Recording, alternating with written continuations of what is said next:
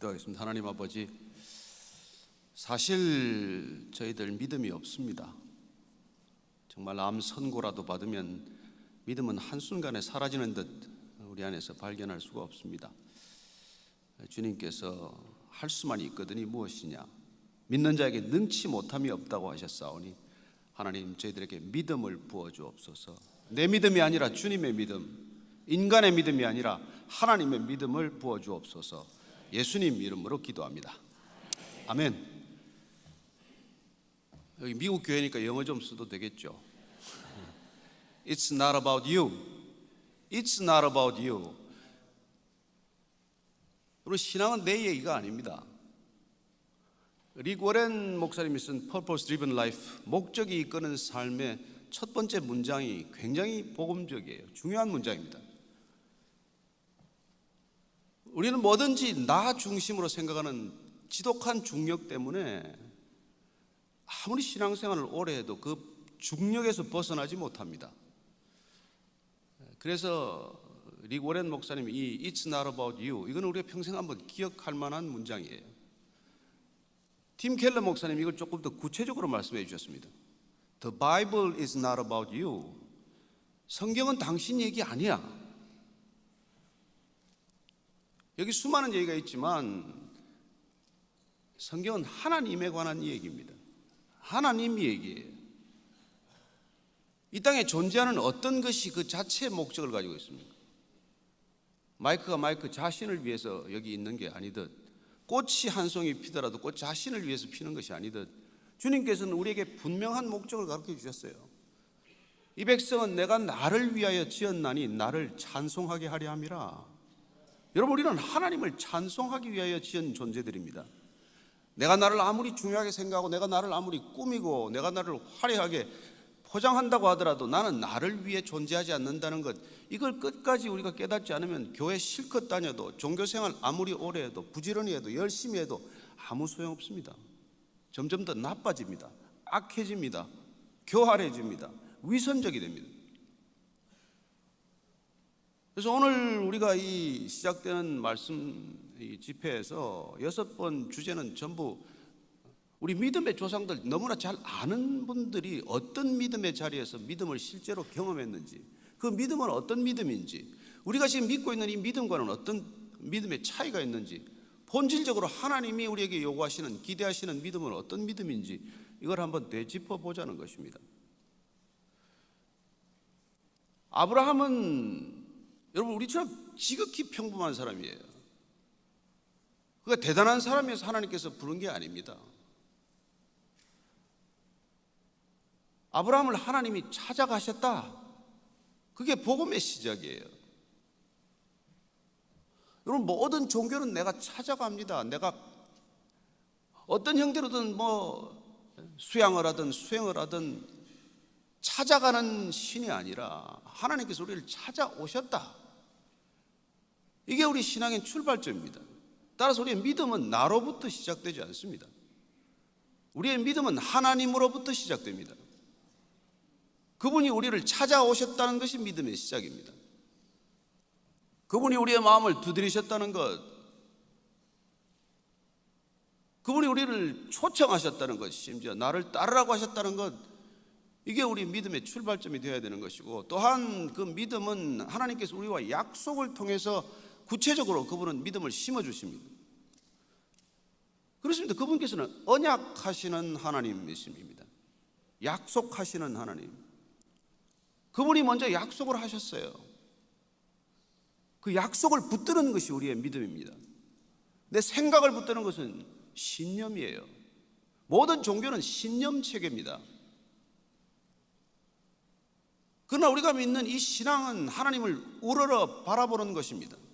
찾아오신 그 하나님을 우리가 눈을 들어 바라보는 것이고, 땅을 보고 살아가는 우리의 시선을 들어서 위를 바라보는 것입니다. 따라서 신앙은 믿을 신자, 우러를 앙자를 쓰는 것이죠. 우러러 보는 것입니다. 이 땅에 있는 것들을 더 이상 살피기 위해서 우리가 신앙생활하는 것이 아니라, 땅에 있는 것들, 눈에 보이는 것들, 이따가 사라질 것들, 이따가 잠시 있다가 없어질 것들에 우리의 마음을 붙들어 매지 않고 우리의 시선을 들어 위를 바라봄으로써 위로부터 오는 하나님의 은혜를 우리가 받고자 하고 영원하신 하나님의 존재를 확인하고자 하고 그분께로 우리의 마음의 중심을 옮겨드리고자 하는 것, 그게 우리 신앙의 첫 출발점 아닙니까? 따라서 오늘 우리가 읽은 이 창세기 22장 말씀은 아브라함 믿음의 클라이맥스예요. 그는 어디서 시작이 되어서 여기까지 왔는지를 우리는 이미 다 잘 알고 있습니다. 하나님께서 먼저 갈대아 우르로 찾아가셨어요. 메소포타미아 지방, 지금 이라크 쪽 아닙니까? 그리로 찾아가셔서 지극히 평범하게 살아가는 한 백성을 택하신 것이죠. 그리고 그분에게 약속하셨습니다. 우리는 그 약속들을 오늘 한번 확인하고 오늘 본문을 살펴보고자 합니다.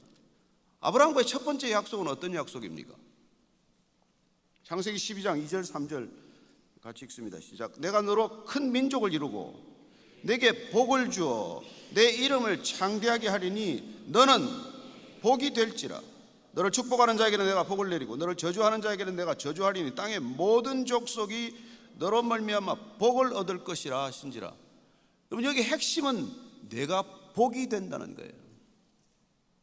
궁극적으로 하나님께서 우리를 찾아오시면 우리가 복이 됩니다. 우리가 복의 기준이 되는 거예요.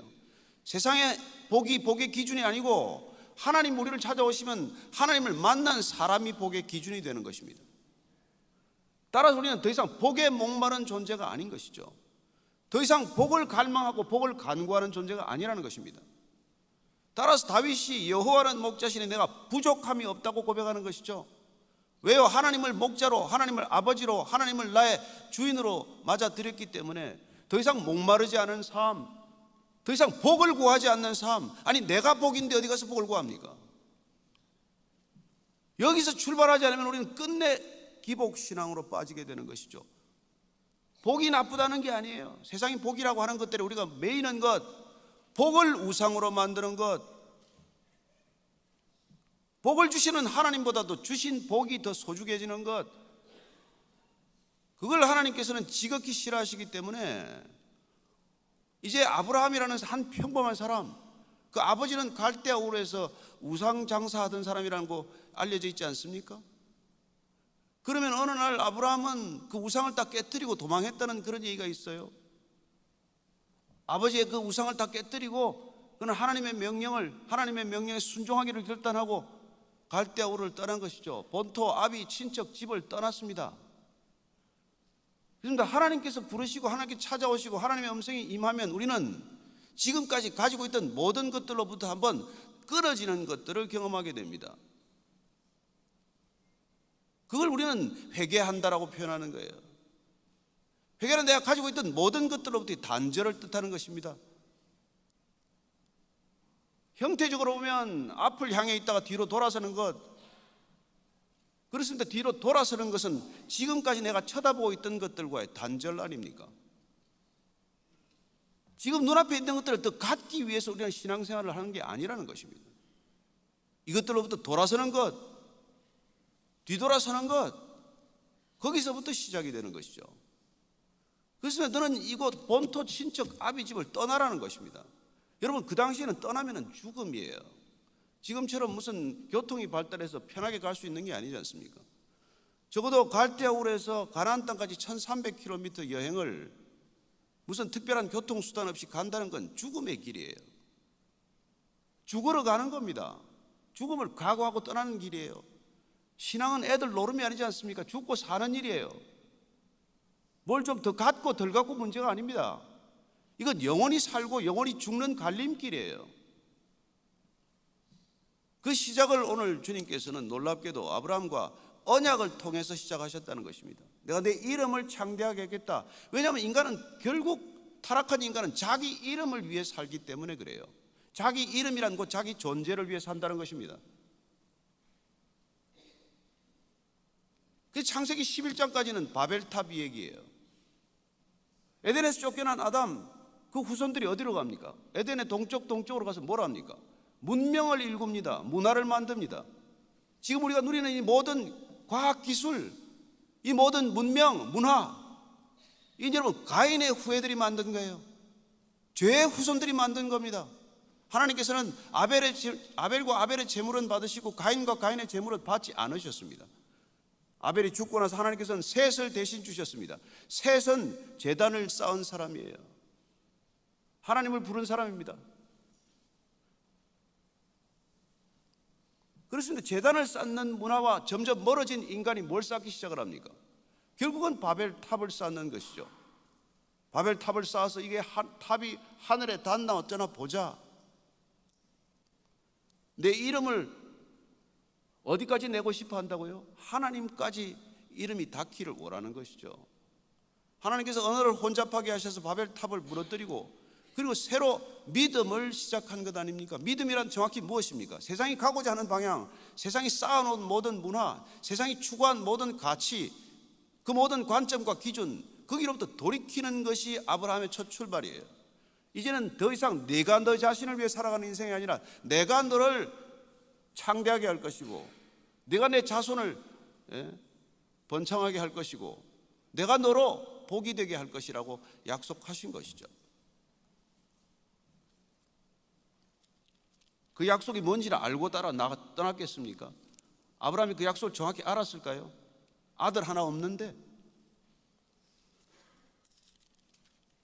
두 번째 언약을 우리가 창세기 15장 5절에서 볼 수 있습니다. 두 번째 언약을 한번 읽습니다. 시작. 그를 이끌고 밖으로 나가 이르시되 하늘을 우러러 뭇별을 셀 수 있나 보라. 또 그에게 이르시되 내 자손이 이와 같으리라.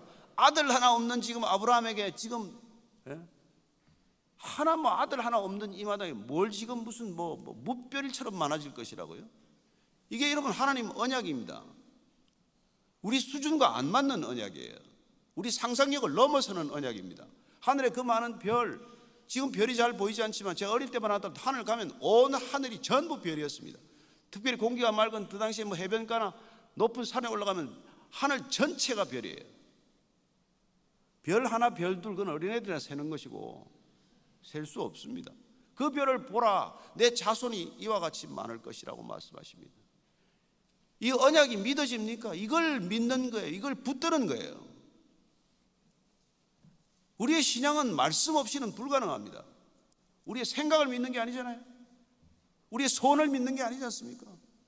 하나님께서 무슨 말씀을 하셨나, 무슨 약속을 하셨나. 성경에는 전체 9,000여 개의 약속이 있다고 말합니다. 여러분들이나 저나 성경 읽는 게 뭡니까? 하나님께 주신 약속을 붙들기 위해서 이 성경 보는 거예요. 하나님의 뜻이 어디에서 이루어질 것인가, 어떻게 이루어질 것인가. 나는 그 하나님의 약속을 이루어가는 구원사적인 큰 흐름 속에서 나의 위치는 어딘가, 나는 지금 어디에서 무엇을 하고 있나, 이걸 발견하기 위해서 우리는 성경을 보는 것이죠. 그렇습니다. 이 책은 전적으로 그분에 관한 책이고 그분의 얘기예요.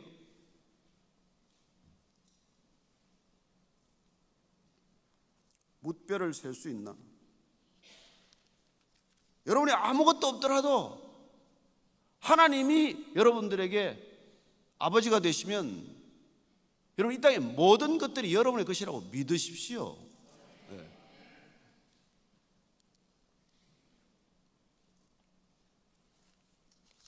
세 번째 약속이 17장 5절입니다. 17장 5절 같이 읽습니다. 시작. 내가 내 언약을 이제 후로는 내 이름을 아브라함이라 하지 아니하고 아브라함이라 하리니 이는 내가 너를 여러 민족의 아버지가 되게 함이라. 여러분 아들 하나 없는 아브라함에게 아브라함 열국의 아버지가 되게 하겠다는 거예요. 그래서 지금 아브라함은 열국의 아버지가 되었죠. 세종교의 믿음의 시조가 되지 않았습니까? 유대교, 기독교, 무슬림, 이슬람교, 그 셋이 전부 다 믿음의 조상이 아브라함이라고 말합니다. 그리고 싸우는 게 문제죠. 그 아브라함의 쭉 우리가 과정을 거쳐서 오늘 22장에 오면은 하나님께서 이제 아브라함의 믿음이 이제 무르익었다고 본 거예요. 그는 그동안 조카 롯을 그돌라오멜 군에게 가서 찾아오기도 하고 별하별 나름대로의 어려움을 겪었습니다. 사라를 2번씩이나 잃을 뻔하기도 하고. 그리고 끝내 앞에 보면 아비멜렉과 화친을 하게 돼요. 아브라함이라는 한 개인에게 아비멜렉이라고 하는 사람이 찾아와서 화친을 조약을 맺기를 청하게 됩니다. 그 일 후에 오늘 기록된 이 아브라함의 시험이에요. 어떻게 보면 그 아비멜렉과의 화친 이후에 아브라함은 비로소 안정된 삶으로 들어가게 됩니다. 그동안 살아오면서 굉장히 그래도 우여곡절이 많았지만 하나님 믿은 덕분에 나름대로 지금은 이제는 화평한 것을 경험할 가장 안정된 삶에 접어들었을 때가 오늘 이 본문이 시작되는 때예요. 그래서 오늘 그 말씀은 그 일 후에로 시작이 돼요. 아비멜렉과의 화친 조약이 성립이 되고 그는 이제 어떻게 보면 사방에서 인정받는 존재가 되고 많은 사람들로부터 존경받고 존중받는 존재가 되었던 바로 그 시점에 하나님께서는 뜻밖의 이삭을 이제 들고 나오는 것이죠. 22장 1절을 한 번 더 같이 읽겠습니다. 시작. 그 일 후에 하나님이 아브라함을 시험하시려고 그를 부르시되 아브라함아 하시니 그가 이르되 내가 여기 있나이다. 하나님이 아브라함을 시험하시려고 불렀다는 거예요. 시험하시려고. 여러분, 하나님이 여러분이나 저를 시험하신다는 것을 믿으십니까? 한 번도 시험 안 받으셨습니까? 시험 다 떨어진 모양이네. 여러분이 시험하신다는 얘기는 중요한 얘기예요. 이 단어는 히브리어나 헬라나 같은 단어, 같은 뜻을 가집니다만 첫째는 시험 테스트예요. 두 번째는 트라이얼, 시련입니다. 세 번째는 템테이션, 유혹이에요. 하나님은 유혹하지 않습니다. 시련 주십니다. 시험하십니다. 지금 시험하는 것이죠. 시험은 뭡니까?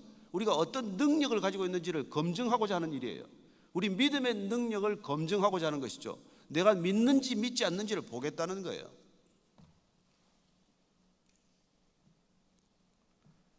아브라함을 불렀을 때 그 대답은 뭡니까? 내가 여기 있습니다. 여러분, 우리는 이 이상 대답할 것도 없어요. 하나님 부르시는데 뭐 숨으면 안 됩니다.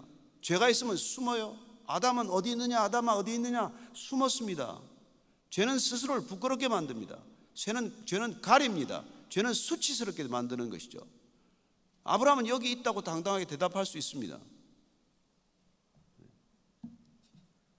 그는 이 시험을 어떻게 보면 두려워하지 않을 만큼 하나님과의 관계를 믿어오기 시작한 것이고, 하나님이 부어주시는 믿음으로 그는 단단한 믿음의 기초가 생긴 것이죠.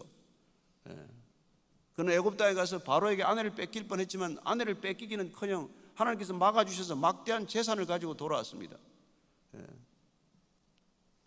그들라오멜 동맹군과 이쪽 남부국과 전쟁이 일어났을 때 조카 롯을 빼앗겼지만은 롯을 찾으러 300여 명 자기 사병을 데리고 가서 롯을 찾아옵니다. 얼마나 큰 승리, 대담한 전쟁에 뛰어드는 그런 놀라운 전공입니까? 그럼에도 불구하고 그는 하나도 전리품을 취하지 않았습니다.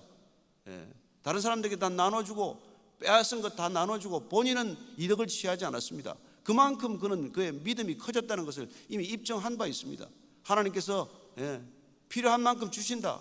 내가 욕심 부리지 않아도 하나님께서는 다 모든 것 다 때를 따라서 공급하신다. 이미 그 부분에 관한 믿음이 나름대로 견고하게 서 있었기 때문에 하나님께서 이제 때가 이름에 아브라함을 시험하기로 결정하신 것이죠.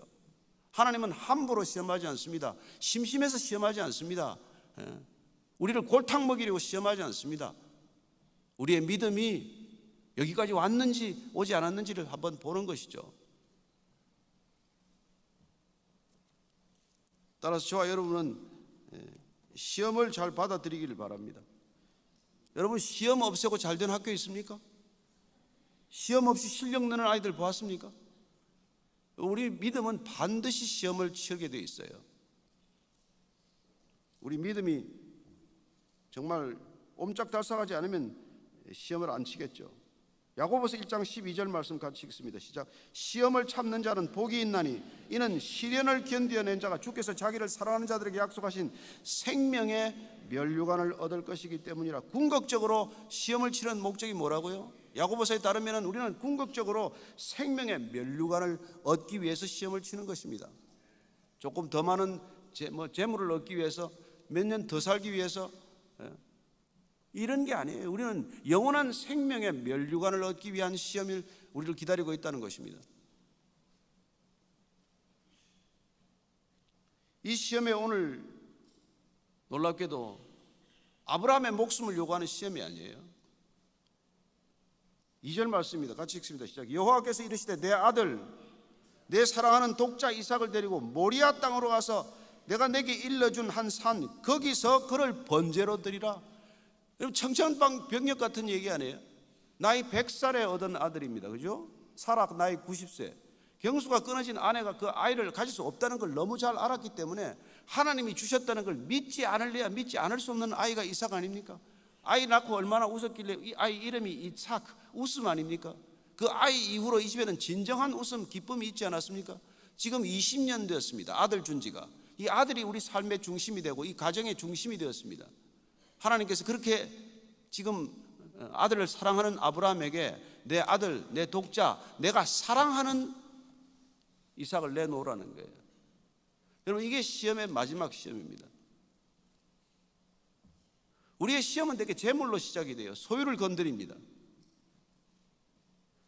그렇습니다. 소유는 때로는 우리 생명만큼 귀한 거기 때문에 하나님께서 그 소유를 건드림으로써 하나님께서는 우리의 생명과 영원한 생명을 저울질하도록 우리를 테스트하는 것이죠. 그 시험 합격하면 관계의 시험이 있습니다. 내가 그토록 믿었던 사람에게 배신당하고 내가 그토록 굳게 쌓았던 관계가 틀어지고 그토록 의지했던 사람에게 배신당하고 뭐 이런 관계 시험을 반드시 겪게 돼요. 그건 누구를 당신이 의지하고 살아가느냐에 대한 시험입니다. 마지막으로 궁극적으로 이 시험은 뭡니까? 너 자신이냐 아니면 하나님이냐. 그런데 왜 하필 이삭입니까? 지금 아브라함에게는 자기 자신보다도 이삭이 더 소중해진 거예요. 지금 아브라함에게는 하나님보다도 이삭이 더 소중해진 거예요. 하나님만이 아시겠죠. 아니 어쩌면 이삭 그 자신도 알았을지 모르죠. 그렇습니다. 오늘 지금 아브라함에게 이삭을 내놓으라 할 때 그 심정이 어떻겠습니까? 여러분, 내가 사랑하는 독자 이삭, 나보다도 나를 드리라면 차라리 드리는 게 쉽겠지만 더 사랑하는 이 아들 달라는 게 더 어렵지 않습니까?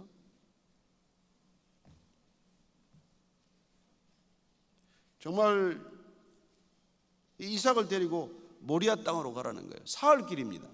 지금 아브라함이 있는 곳에서 사흘 길을 가야 하는 길이에요. 모리아라는 땅은 잘 아시겠지만 이 뜻 땅의 이름 자체가 여호와의 계시 내지는 하나님께서 주신다는 뜻이에요. 하나님께서 주신다는 땅입니다. 이 모리아 땅에서 나중에 번제를 드리죠. 번제를 드렸을 때 이 땅이 나중에 어떻게 됩니까? 다윗 시대로 가면 아라우나의 타작마당 기억나십니까? 그리고 그 아라우나의 타작마당을 어느 50세겔로 사서 거기에다 뭘 짓죠? 나중에 솔로몬이 예루살렘 성전을 짓는 곳이 됩니다. 이곳이 모리아산이에요. 시온산에 지은 거 아닙니다. 모리아산이 예루살렘 성전이 들어서는 곳이에요. 이곳에서 번제를 드리라는 겁니다.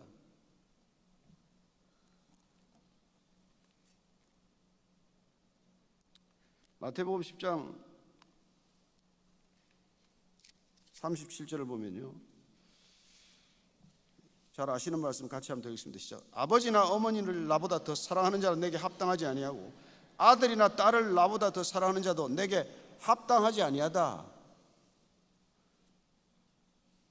그 앞에 보면 뭐라고 돼요? 사람의 원수가 자기 집안 식구라고 되어 있어요.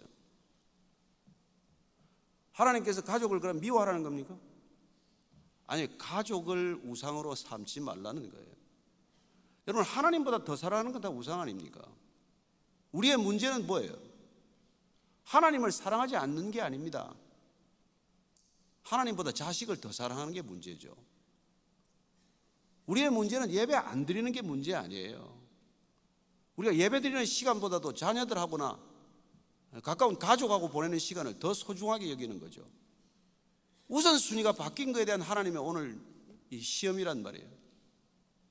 여러분, 요새 우선순위가 가족도 아니죠. 1번 강아지, 2번 아들, 3번 딸, 4번 남편, 5번 시어머니. 그래서 그 문자 보고 시어머니가 가서 야, 잘 간다, 5번은 잘 간다 그러고 갔다는 거 아닙니까? 우선순위가 바뀌었단 말이에요. 하나님은 6번, 7번 되나? 여러분, 가나안 땅에 들어가서 이스라엘 백성들이 왜 사사시대를 겪고 왜 그런 고난을 겪습니까? 왜 악순환의 사이클을 겪습니까? 하나님을 안 믿은 게 아니에요. 우상을 같이 믿은 게 문제지. 하나님한테 제물 안 드린 게 문제 아닙니다. 우상에게도 제물 바친 게 문제지. 오늘 아브라함에게 지금 그 시험을 지금 내주고 있는 것이죠. 놀랍게도 3번 3절 4절 아브라함의 반응을 보십시다. 시작. 아브라함이 아침에 일찍 일어나 나귀의 안장을 지우고 두 종과 그의 아들 이삭을 데리고 번제에 쓸 나무를 쪼개어 가지고 떠나 하나님이 자기의 일러주신 곳으로 가더니 제3일에 아브라함이 눈을 들어 그곳을 멀리 바라본지라. 여러분, 성경은 소리내어 읽는 만큼 자기 것 됩니다. 소리내서 크게 읽을수록 여러분들 성경이 여러분 안에 새겨질 줄로 믿으시기 바랍니다. 목사 설교 듣는 것보다 예수님 설교 듣는 게 100번 1000번 낫습니다. 성경을 소리내어 읽으면 예수님 설교 듣는 거예요. 여러분, 시간 없으면 마태복음 5장 6장 7장 산상수훈 읽으면 예수님 설교 듣는 겁니다. 시간 없어서 요한복음 13, 4, 5, 6, 7장까지 읽으면 예수님 다락방 강화 듣는 겁니다. 여러분, 목사 설교 많이 듣지 마십시오. 여기 담임 목사 것만 듣고 다른 거 듣지 마. 여러분, 이 고민이 얼마나 컸겠어요. 아니, 지금 아들을 내놓으라. 한번 여러분 이런 걸 묵상할 때는 반드시 아브라함 심경에 한번 되어보세요. 아들 놓을 수 있습니까?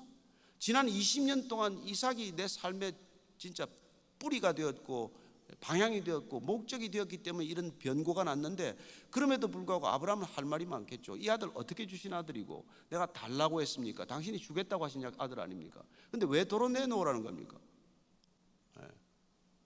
근데 한마디 말이 없습니다. 여러분, 사라하고 인원했으면 사라가 내놓겠습니까? 사라하고 한마디 안 했습니다. 여러분, 중요한 일은 때로 부부지간에도 말 못할 게 있다는 걸 기억하십시오. 다 알려고 하지 마십시오. 다 알아서 좋을 거 없습니다. 여러분, 사라하고 인원해서 못 갑니다. 사라부터 먼저 죽이고 와야 돼. 그래서 정말 그 다음날 아침에 득달같이 바로 출발합니다. 여러분, 믿음은 순종이에요. 믿음만큼 순종합니다. 믿음만큼 즉시 순종이에요. 주님, 제가 사흘만 금식기도 해보겠습니다. 아니, 40일 금식기도 해보고 한번 결정하십시다. 아니, 주님 음성을 분명히 들었으면 그날로 가는 겁니다. 가는 거예요.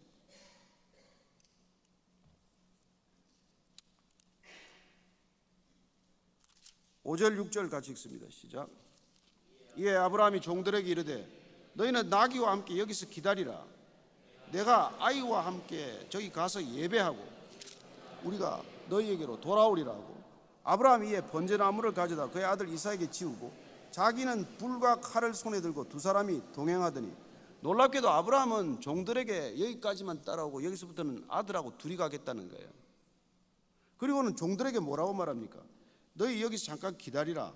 우리는 가서 예배하고 우리가 함께 너희에게로 돌아오리라 말합니다. 지금 아브라함의 이 갈등 가운데서 무슨 믿음이 생긴 것입니까? 놀랍게도 부활신앙의 씨앗이 점점 싹트기 시작하는 것을 볼 수 있습니다. 분명히 이 아이를 번제로 드리라고 했는데, 우리 가정에 태어날 수 없는 아이를 주신 하나님께서 다시 이 아이를 달라고 하는 것은 무슨 대책이 없고서야 이런 말씀을 하실 까닭이 없다는 믿음이 생긴 것이죠. 그렇기 때문에 그는 지금 종들에게 우리가 지금 너희들 여기 두고 떠나지만 내가 이삭과 함께 다시 돌아올 것이라고 지금 선언하고 가는 것입니다. 믿음은 여러분, 눈에 보이지 않는 걸 선언하는 것입니다. 돌아올 것이다 선언하는 것입니다. 이 암이 나을 것이다 선언하는 것입니다. 나는 반드시 회복될 것이다 선포부터 먼저 하는 것입니다. 믿음은 바라는 것들의 실상입니다. 보지 못하는 것들의 증거예요. 눈에 보여서 증거가 아닙니다. 눈에 안 보여서 우리는 증거입니다. 지금 다시 돌아오겠다는 것 아니에요? 얼마나 놀라운 믿음입니까?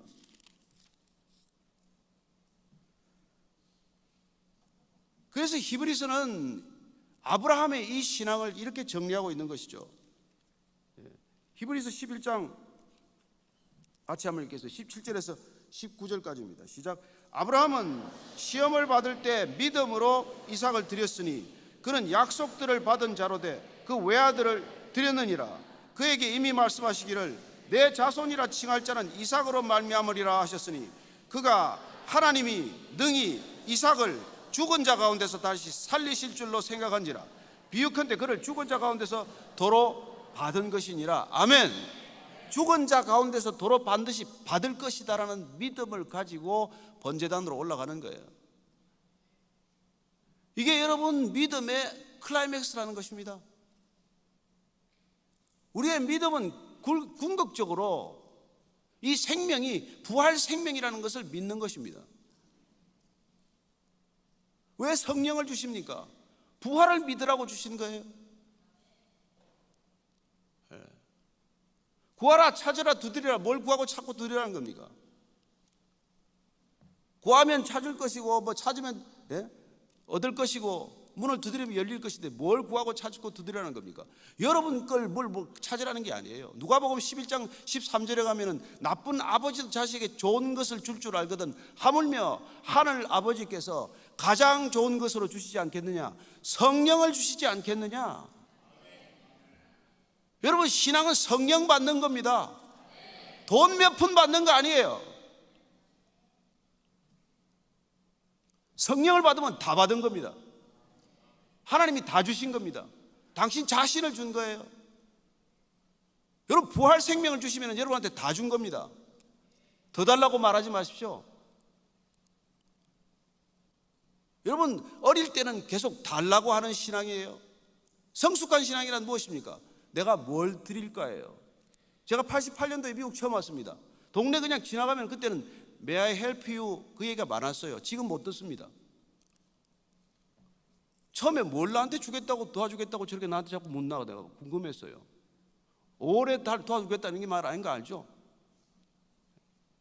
May I help you가 오래 내가 도와주겠다는 얘기 아닌 건 아시잖아요.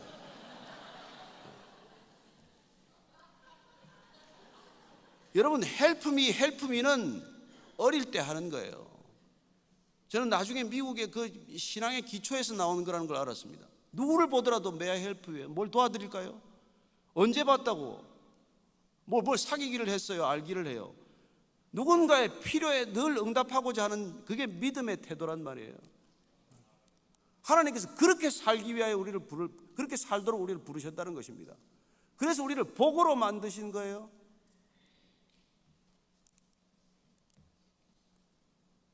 근데 그렇게 여러분이 선포하고 선언하면 반드시 여러분들 눈앞에 그게 현실이 될 줄로 믿으십시오.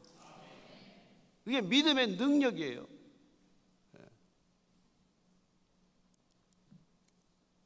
지금 이삭은 얼마나 또 놀라운 믿음입니까? 분명히 아버지가 나무를 자기에게 지우고 칼과 불을 가지고 가는데 재물은 안 보인단 말이에요. 그래서 지금 7절 8절 이렇게 물어봅니다. 이삭이 그 아버지 아브라함에게 말하여 이르되 내 아버지여 하니 그가 이르되 내 아들아 내가 여기 있노라. 이삭이 이르되 불과 나무는 있거니와 번제할 어린 양은 어디 있나이까? 아브라함이 이르되 같이 읽으시라니까. 번제할 어린 양은 하나님이 자기를 위하여 친히 준비하시리라 하고 두 사람이 함께 나아가서 내 아들아 번제할 어린 양은 하나님께서 자기를 위하여 친히 준비하실 것이다. 어떻게 이런 말을 할 수 있습니까? 75세에 갈대아우르를 떠나서 이제 지금 120세가 되었어요. 한 40년 45년 믿고 난 결과가 이거란 말이에요. 하나님께서 번제로 내 아들을 요구하셨지만 하나님께서 반드시 이 아들을 돌려주실 것이다. 아니 별처럼 자손이 많아질 것이라고 약속하지 않으셨습니까? 바다의 모래처럼 자손이 흔할 거라고 말씀하지 않으셨습니까? 그 약속을 하나님께서 어떻게 지키실지 나는 방법은 모릅니다. 그러나 이 아들 이삭을 통해서 반드시 그 후손들을 이어갈 것이라고 이미 약속하셨사오니 지금 번제로 드린다고 한들 하나님께서 되돌려 주시지 않겠습니까? 그런 믿음이 생겼단 말이에요. 하나님이 자기를 위하여 친히 준비하실 것이다. 아들에게 이런 대답을 했고 아들은 그 말을 철석같이 믿었다는 것입니다. 얼마나 놀라운 부자 관계입니까? 여러분 이삭이 지금 20살쯤 되었어요. 아무래도 아버지 낌새가 이상하다. 그러면 아버지를 때려 눕힐 수 있는 나이에 지금. 요새 그런 가정이 한둘입니까? 제가 옛날에 아버지 학교를 다니면서 강의를 하는데 어떤 아버지가 왔어요. 왜 이렇게 오셨냐 그랬더니 칼을 꺼내놓더라. 내 아들을 죽이려고 이 칼을 품고 다니다가 아버지 학교에서 한번 들어보고 끝을 내려고 왔다는 거예요. 그런 아버지도 있더라고요. 또 어떤 아버지는 아들 한번 나무랐더니 아들이 팔목을 딱 잡는데 팔목이 힘이 자기보다 세더래. 그래서 더 이상은 내가 아들을 폭력으로는 안 되겠구나. 그래서 아버지 학교 왔다는 사람들이 봤어요. 부자지간의 관계 좋지 않습니다. 모든 아들의 상처는 아버지한테 받은 상처가 대부분이에요. 그런데 지금 아브라함하고 이삭의 관계를 한번 보십시오. 아브라함의 대드는 아들입니까? 반항하는 아들입니까? 거역하는 아들입니까? 여러분, 이게 믿음의 가정 아니에요?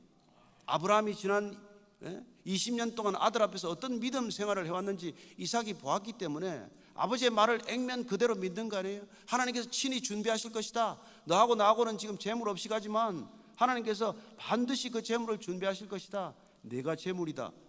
그렇게 말했으면 어떻게 되겠어요?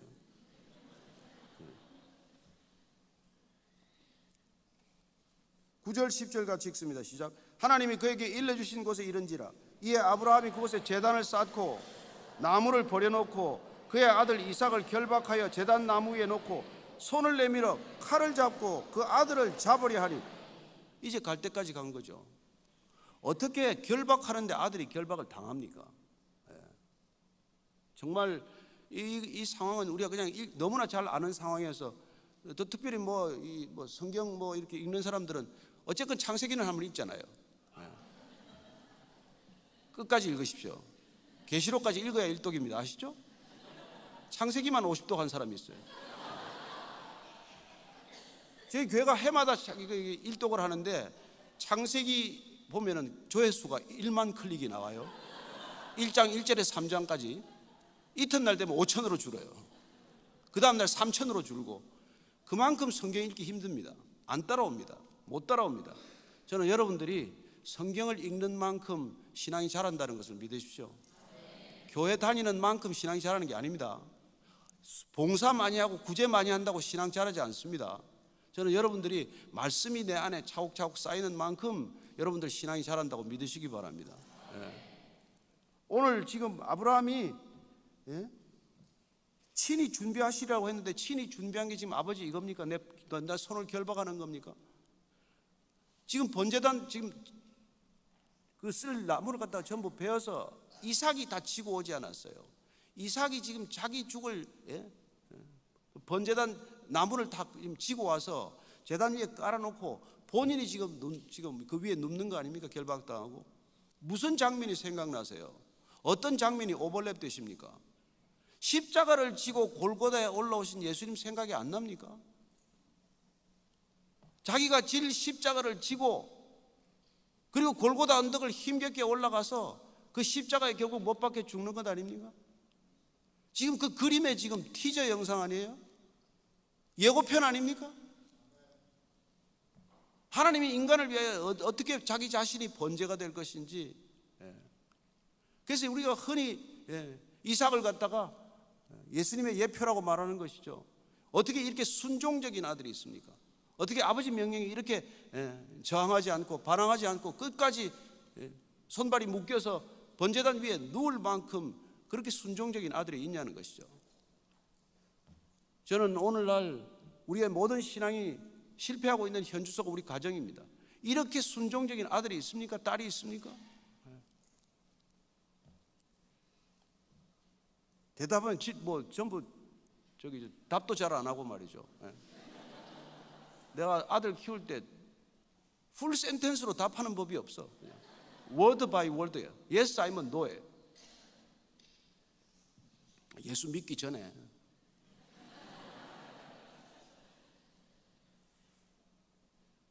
그 아들을 잡으려고 이제 손을 내밀었는데 정말 놀랍게도 11절 12절입니다. 시작. 여호와의 사자가 하늘에서부터 그를 불러 이르시되 아브라함아 아브라함아 하시는지라. 아브라함이 이르되 내가 여기 있나이다 하며 사자가 이르시되 그 아이에게 내 손을 대지 말라. 그에게 아무 일도 하지 말라. 내가 내 아들 내 독자까지도 내게 아끼지 아니하였으니 내가 이제야 내가 하나님을 경외하는 줄을 아노라. 아멘. 하나님께서 드디어 내 믿음을 확인했다는 것입니다. 저는 이 부분을 묵상하면서 그래요. 아브라함의 믿음을 시험한 게 아니라 저는 하나님의 믿음을 하나님 스스로 시험했다고 믿습니다. 아브라함이 정말 여기까지 왔을까? 정말 이 아들이 여기까지 믿음이 자랐을까? 하나님은 당신 자신의 이름을 걸고 마치 아브라함의 믿음을 테스트하는 듯 하지만 본인의 믿음을 테스트하는 거라고 믿습니다. 여러분, 욥이 왜 고난받습니까? 하나님의 믿음 때문에 고난받습니다. 하나님이 욥을 믿어주셨기 때문에. 여러분, 우리가 이런 고난이 있다는 것입니다. 하나님이 우리를 믿어주셔서 고난을 받는 겁니다. 제가 콩고 선교사 얘기를 한번 이거 눈물을 흘린 적이 있는데, 여자 선교사님이세요. 얼마나 많은 수치를 겪었는지 모릅니다. 콩고 혁명 때. 아니, 그 백성들 돕겠다고 살리겠다고 간호사 신분으로 가가지고 사역하다가 혁명이 나면서 그 콩고 원주민들한테 이렇게 묶여가지고 별의별 수치를 겪고 강간을 당하고 그런 일을 겪었어요. 본국으로 송환돼가지고 가까스로 목숨을 건지고 자기 있던 남자 동료 선교들은 전부 다 죽었습니다. 그리고는 이제 그 본국에서 치료가 끝나고 나서 다시 콩고로 돌아갈 생각이 없을 때 기도를 하는데 하나님께서 그렇게 물었다는 거예요. 다시 가서 그 아들들을, 내 자녀들을 보살펴 줄 수는 없겠냐? 저는 다시 못합니다. 저를 그 땅에 보내신 것은 하나님 실수하셨습니다. 아니다, 나는 실수하지 않았다. 그리고 그렇게 말씀하시더래요. 내가 너를 믿었기 때문에 보냈다는 거예요. 내가 너를 믿었기 때문에. 그리고 너도 내 믿음을 보여줄 수는 없겠니? 여러분, 하나님께서 우리를 믿으시기 때문에 이 자리에 있게 하신 줄로 믿으시기 바랍니다. 여러분, 우리의 믿음보다 하나님의 믿음이 크다는 걸 기억하십시오. 여러분 믿음 때문에 이 자리에 있는 거 아닙니다. 하나님 믿음 때문에 우리는 이 자리에 있는 겁니다. 우리가 언젠가 돌이키라는 믿음, 언젠가는 이 아들이 회개하고 제자리에 올 거를 돌이키라는 믿음, 그 믿음 때문에 우리가 이 자리에 있는 거예요. 돌아온 탕자가 그냥 왔습니까? 아버지의 믿음 때문에 돌아온 거 아닙니까? 아버지한테 가면은 굶어 죽지는 않을 것이다. 내가 종살이 하더라도 아버지 집에 가면은 사는 건 가능할 거다라는 그 믿음의 근원은 아버지입니까? 아들입니까? 우리는 하나님의 믿음 때문에 우리 믿음을 갖게 되었다는 것을 기억하십시오. 따라서 하나님은 당신의 이름을 걸고 아브라함의 믿음을 테스트하는 것이 아니라 당신 스스로의 믿음을 테스트하고 있는 것이죠.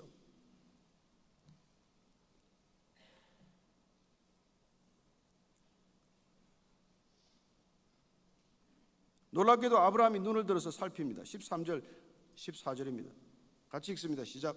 아브라함이 눈을 들어 살펴본즉 한 수장이 뒤에 있는데 뿔이 수풀에 걸려 있는지라 아브라함이 가서 그 수장을 가져다가 아들을 대신하여 번제로 드렸더라.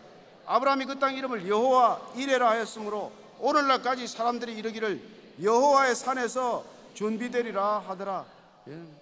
아브라함아 아브라함아. 여러분, 하나님 급해도 두 번 부르는 거 기억하십시오. 사무엘아 사무엘아 두 번 불렀죠. 사울아 사울아 두 번 불렀죠. 한 번 부르면 잠깐 기다려야 됩니다. 제가 신학교 가서 공부를 하는데 콜롬비아에서 있다가 온 친구가 있어요. 너는 어떻게 해? 거기서 신학교에서는 되게 대화 주제가 너는 어쩌다가 여기까지 왔니? 이런 이제 주제로 대화를 많이 하는데 이름이 조나단인데 제가 어느 날 컴퓨터 사이언스 한 친구인데 교정을 걷는데 조나단 불렀다는 거예요. 그리고 무슨 말을 했는데 아무 말도 없었대요. 근데 조나단 부르는 게 하나님이 불렀기 때문에 신학교에 왔다는 거예요. 그래서 내가 웃으면서 그랬어요. 진짜 불렀으면 두 번 불렀을 텐데 나 한 번만 듣고 온 건 큰 실수한 것 같다. 성경에 봐라, 다 두 번씩 부른다. 여러분, 하나님께서 이름을 불러주십니다. 하나님께서 이름을 기억하십니다. 하나님께서 이름을 부르시는 것만으로 충분합니다. 우리는 그분의 이름을 한번 부름을 우리가 듣기만 하면 우리는 더 이상 흔들리지 않습니다. 여러분이 정말 성령의 음성을 들었거나 정말 우리가 말씀 가운데서 받은 말씀이 있으면 흔들리지 않습니다. 여러분의 경험은 흔들립니다. 여러분들의 영적 체험도 흔들립니다. 기적을 보아도 흔들립니다. 그러나 여러분들이 말씀을 받으면 흔들리지 않습니다. 말씀은 한 절이라도 그 말씀이 마치 모세가 떨기나무에서 받았던 불과도 같아서 사그라지지 않는 말씀이요, 그 말씀은 시간이 갈수록 점점 더 뜨거워지는 말씀이요, 그 말씀이 우리를 인도해가는 말씀이요, 그 말씀이 우리를 성취해가는 말씀이 될 줄로 믿으시기 바랍니다. 받은 말씀이 있으면 여러분은 하나님의 사람입니다. 그러나 받은 말씀이 없으면 여러분 종교인입니다. 아무리 교회를 다녀도 여러분이 내게 주신 말씀이 없습니다. 그러면 여러분들 아직까지 하나님을 못 만난 것이고, 하나님께서 여러분들에게 소명도 주시지 않은 것이고, 여러분들 아직까지도 기다려야 하는 것입니다. 그러나 받은 말씀이 있으면 여러분은 지금도 여러분 어디 가라고 할 것도 없어요. 옛날에 제가 온누리교회 다닐 때 한 목사님께서 선교할 때 절대 선교 나가라고 설교하지 않습니다. 불을 받아야 선교하러 가지, 선교하러 나가라 그러면 독해져서 나가기만 하지, 가서 사고만 치고 온다는데. 여러분이 말씀을 받으면 비전이 생깁니다. 말씀을 받으면 믿음이 커집니다. 말씀을 받으면 여러분들이 이 자리에 못 있습니다. 그러면 담임 목사들이 싫어합니다. 다 갈까 봐서. 이 얘기도 하지 말았어야 되는데.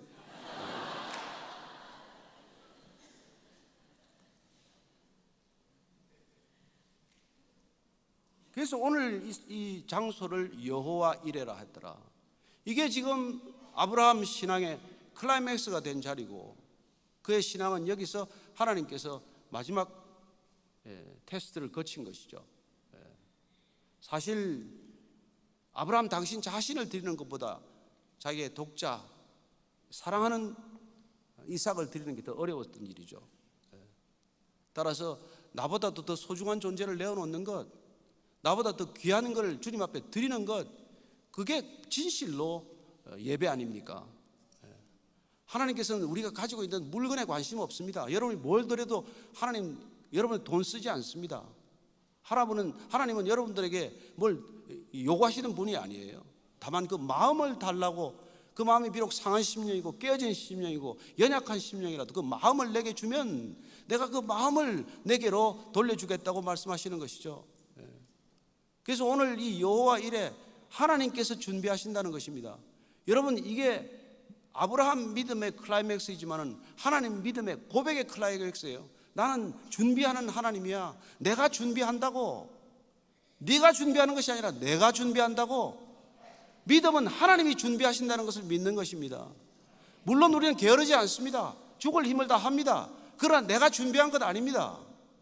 하나님이 다 준비하셨습니다. 그렇게 고백하는 게 우리의 신앙의 클라이맥스죠. 내가 놀아서가 아니고, 내가 게을러서가 아니고, 나는 내 할 바를 다 했습니다. 그러나 모든 것 하나님께서 하셨습니다. 이게 우리의 진정한 고백이 되어야 하는 것이죠. 내가 한 거는 기억조차 나지 않아야 됩니다. 예수님께서 말씀하셨습니다. 무익한 종이라고 고백해라. 실제로 우리는 무익한 종입니다. 우리 것 가지고 하나님이 일하시는 거 아니에요. 하나님은 그분 당신 자신의 것으로 일하십니다. 당신이 자신의 사람으로 일하고 당신 자신의 필요한 모든 것들로 일하시는 분이십니다. 그분께서는 오늘 우리에게도 그 믿음을 심어주고자 하시는 것이죠. 모리아산의 여호와 이레는 무엇입니까? 하나님께서 준비하시고 하나님께서 공급하시고 하나님께서 그 일을 이루셨다는 증거 아닙니까? 그렇습니다. 하나님이 준비하셨다는 것을 믿으면 여러분 어디든지 갈 수 있습니다. 그러나 하나님이 준비하셨다는 걸 믿지 못하면 어디 한 발자국도 못 나갑니다. 선교사들이 갈 때 뭘 대단한 걸 가지고 갑니까? 말씀 한마디 받고 다 가는 거 아닙니까? 가면은 거기에 하나님이 다 준비하셨다. 사람들도 준비하셨고, 마치 빌립보에서 자주장사 두아디라를 만나서 교회가 시작되었듯 우리가 발걸음이 닿으면 그곳에서 하나님이 준비하신 것을 경험하게 되는 것이고 고백하게 되는 것이죠. 내가 가지고 간 것은 때로 거추장스럽고 별로 소용이 안 닿는 것을 오히려 경험하게 될 뿐입니다. 저는 여러분들이 하나님께서 부르시고 하나님께서 인도하시면은 안심하고 가실 수 있게 되기를 바랍니다. 주님께서 약속하셨습니다. 볼지어다 내가 세상 끝날까지 너희와 항상 함께 할 것이다. 함께 하시는 하나님께서 함께 하시는 것만으로 끝나겠습니까? 그분과 함께 가면 그분께서 무엇을 준비해 줬는지를, 무엇을 준비해 놓고 기다리셨는지를 목격하는 놀라운 특권이 저와 여러분에게 주어질 줄로 믿으시기 바랍니다. 제가 베이식교회 얘기 잠깐 하고 마치겠습니다. 63세 교회 사임하고 집에서 아내하고 둘이서 예배 드렸습니다. 아무것도 없었어요. 제가 주일날 아침에 양복 입고 나와가지고 제 아내 보고 대표 기도하라 그러고 제가 45분간 설교했습니다. 축도하고 끝났습니다. 그렇게 석 달 기도하고 있는데, 예배 드리고 있는데 한 사람씩 와서 지금 오늘날 베이직 교회가 된 겁니다. 그리고 아무것도 한 거 없습니다. 성경만 읽었습니다. 같이 기도했습니다. 같이 말씀 나누었습니다. 그 말씀이면 충분하다는 걸 보여주셨습니다. 말씀이면 차고 넘친다는 것을 깨닫게 하셨습니다. 새신자가 지금 700명, 800명 대기하고 있어서 교회 문을 닫았습니다. 더 이상 오지 말라고. 왜 온라인도 있는데 이제 와서 자꾸 와서 이렇게 힘들게 하냐고. 저는 여러분들이 사역을 해서 교회가 커지지 않는다는 것을 기억하시기 바랍니다. 여기 성령이 계시면 그분이 일하십니다. 여기 예수님 머리 되시면은 여러분 조용합니다. 평강이 임합니다. 성령이 운행하시고 하나님이 주인이심이 분명하면 사람들이 안 올 리가 없죠. 여러분들이 안 싸우기만 해도 옵니다. 몰려듭니다. 잘 놀기만 해도 사람들이 왜 노는지 와서 봅니다. 저는 이 교회란 점으로 하나님께서 여호와 이레에 정말 특별한 선물이라는 것을 우리에게 보여주신 것이라고 믿습니다. 교회는 하나님이 준비하신 것입니다. 여러분들이 건물 짓고 여러분들이 사역을 일으키고 여러분들이 교회 하는 것 아닙니다. 교회는 하나님이 주인이시고 예수님이 머리시고 성령님만이 운행하시는 것이 바로 그 교회라는 것을 기억하십시오. 여호와 이레 하나님은 모든 것을 준비하십니다. 이 땅에 우리가 태어나기 전부터 준비하셨고 우리가 떠나서 가야 할 그곳까지 준비하시기 위해서 예수님 오셨고 예수님 오셔서 내가 떠나면 보혜사 성령이 올 터인데 그분이 너희들을 데리고 아버지 집으로 데리고 올 것이라고 약속해 주셨습니다. 우리는 잠시 있다가 가는 인생입니다. 여기 잠시 머물렀다 가는 겁니다. 여기서 무슨 일 많이 하지 마십시오. 많이 할수록 피곤합니다. 안식하십시오. 쉬십시오. 재충전되십시오. 이런 세상에 나가서 하십시오. 세상에 나가서 복음 전하는 게 여러분들의 일이고 소명입니다. 오늘 이 여호와 이레 하나님, 모리아산으로 인도하신 하나님은 다 준비하셨습니다. 모리아산 자체가 하나님의 준비입니다. 하나님이 주시는 곳입니다. 사도 바울이 이걸 깨달았기 때문에 모태에서부터 나를 택정하셨다는 것을 깨달았고, 아니 창세전부터 나를 택정하셨다는 것을 고백하는 믿음이 생긴 것이죠. 여호와 이레 신앙은 그렇습니다. 하나님께서 태초부터 우리를 준비하셨습니다. 태초부터 계획이 있으셨습니다. 에덴 동산에서부터 계획이 있으셨습니다. 뱀이 사람의 발 뒤꿈치를 물고 사람은 뱀의 머리를 깨뜨릴 것을 창세기에서도 말씀하셨습니다. 어느 것 하나 인간의 계획이 아닙니다. 하나님께서 계획하신 것입니다. 하나님께서 끝까지 우리가 이 땅이 불이 타서 마지막 불이 온 땅을 덧입어서 마지막 최종 심판이 임할 때도 우리는 유리바다 건너편에서 불붙은 세상을 바라보면서 하나님께 우리의 믿음을 고백하면 충분한 걸로 기억하시기 바랍니다. 오늘 이 여호와 이레 하나님이 저와 여러분의 하나님을 우리가 찬양할 수 있게 되기를 바랍니다. 하나님께 감사의 박수 드립니다.